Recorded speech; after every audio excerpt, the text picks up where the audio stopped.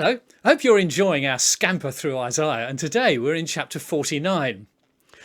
And we are introduced here for the second time to this mysterious character called the servant. Now, in Isaiah's time, a servant was someone whose life was at the mercy of someone else. Being a servant could be a very grim, grinding life. And the tantalizing question here is, who is this servant? Now, when we read the passage, we can look at this, of course, we in the 21st century, we can look at this passage with the benefit of hindsight, and we could see Jesus Christ written all over it. But Isaiah couldn't. You see, I don't believe in the sort of heavenly ballpoint theory. This idea that Isaiah picked up his ballpoint, I'm looking for one round on my desk, like this. He sort of picked up his pen and he just started writing, and words came into his head from some sort of divine super channel. No, I don't get that. Isaiah had a reason to write this, a situation he was speaking into. We know he was a good preacher, and so I expect people to listen to him when he started saying this kind of thing. So who is this servant, or at least what does he look like? Well, the servant knows he's been chosen by God. Look at verse 1. Before I was born, the Lord called me. From my mother's womb, he spoke my name. He also knows he's a good communicator. In verse 2, he made my mouth like a sharpened sword. Just look at this word picture. He made me into a polished arrow and concealed me in his quiver.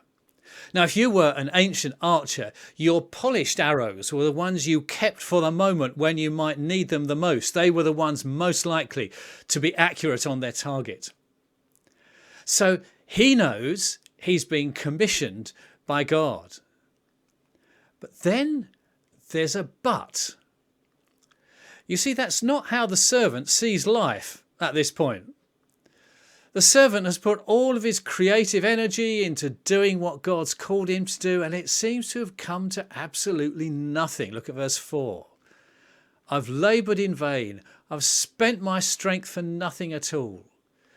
Yet what is due to me is in the Lord's hands, and my reward's with God. It's almost fatalistic. You know, what will be, will be. There's no purpose behind it all.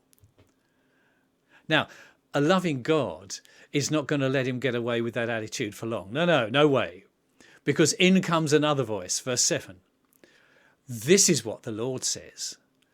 To him who was despised and abhorred by the nation, to the servant of the rulers, listen, kings will see you and stand up. Princes will see you and bow down, because the Lord who is faithful, the Holy One, has chosen you. God is on your side. Even kings and powerful, influential people will recognize it.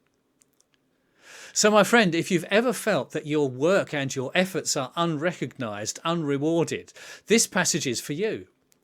It tells me that God doesn't ignore our efforts.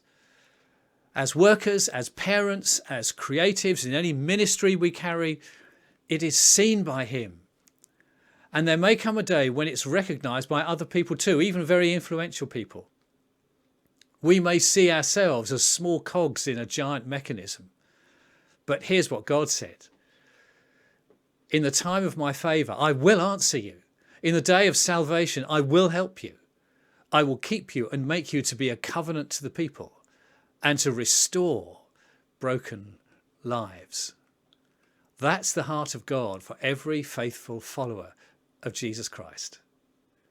God bless you today.